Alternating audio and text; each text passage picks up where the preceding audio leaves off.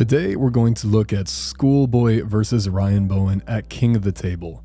I thought this match was really interesting because I think pretty much everything that Ryan prepared for actually went really well. I think it demonstrated that Ryan's super awkward kind of losing style pronation was very effective against Schoolboy, especially against preventing him from forcing the match into a hook.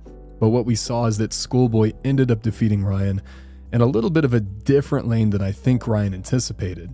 So upon the first go here, we see that Schoolboy pretty much has everything that he wants to. He basically takes full control, but he stops and kind of looks at Ryan for a second there. And Ryan takes advantage of this moment and uses a little bit of lat drag. He drags all the way to the back of the pad, and he opens up Schoolboy's bicep angle a little bit. So this still should be a pretty easy pin for Schoolboy, and I think he was thinking it was going to be a very easy pin, but we see that as he actually goes for the pin, there could be a little bit of trouble there, especially in the later rounds.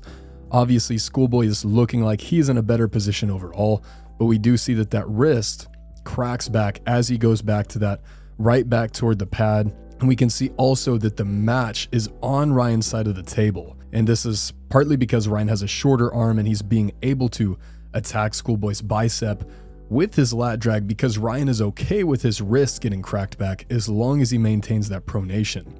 So we see in this round that Schoolboy ends up taking a couple of surges and he tries to regrip, he tries to climb. Ryan gets called for the King's move foul. So we're still in round one here.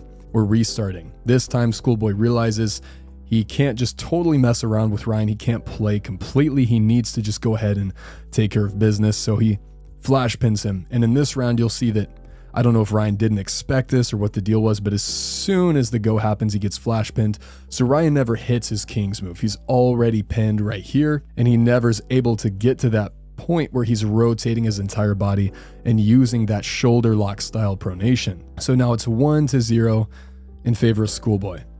And this is where it starts to get a little bit better for Ryan. Ryan now has the non-buckle side, which generally helps with something like this. And when you see this stop, you start to realize, okay, Schoolboy might be in a little bit of trouble here. So two things are happening. His cup is failing him. At least it's staying flat. But also notice how far his elbow flexor angle is being opened, because Ryan is totally fine with that happening. He wants to go to the losing side of the table to that King's move, so he's lat dragging, and Schoolboy's elbow flexor is getting really, really opened. So I think from here, and I remember thinking Schoolboy might be in a little bit of trouble here. He's probably going to end up having to flop press, and it might look very similar to the Leonidas match. But what ends up happening is that Schoolboy exposes that Ryan's ability to prevent someone from climbing is not the best, and I don't think that's really what he spent his time on. But look at this climb right here.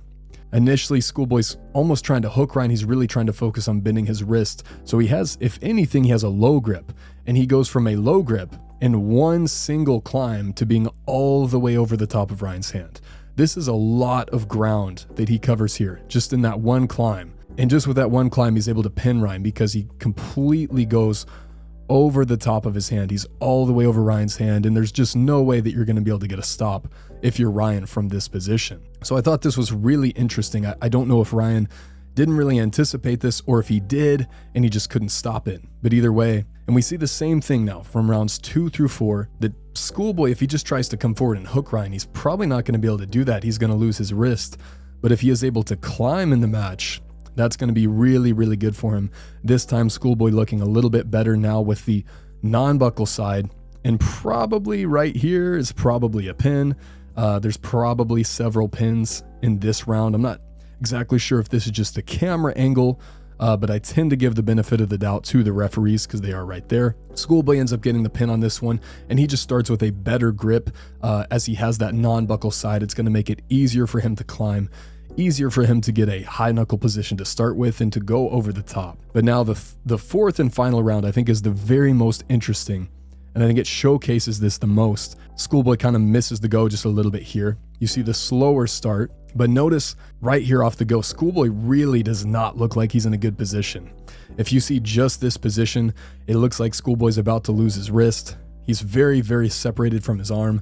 He is not in a good position to go sideways. He doesn't really have access to anything. But this is what's so crazy, is how far he is able to climb because of that longer lever because of that super long forearm that he has in relation to Ryan Bowen's. He's able to post up and climb a tremendous amount just in a single surge. In just that one, actually it's 2 surges, 2 climbs, he gets so high. He's literally all the way past Ryan's hand. So he does 1 climb, he tries to pin just with the 1 climb, he can't quite get it, and then he does a 2nd climb and he gets way over the top, and you can see Ryan is trying to climb with him. Ryan is trying to open his hand and to gain height with him, but he just can't do that. So perhaps if Ryan had adopted a little bit more of a Michael Todd style King's move, where instead of trying to climb with your opponent, you simply squeeze onto their thumb, clamp onto their thumb, and just simply try to prevent them from climbing, that could have been a little bit more effective.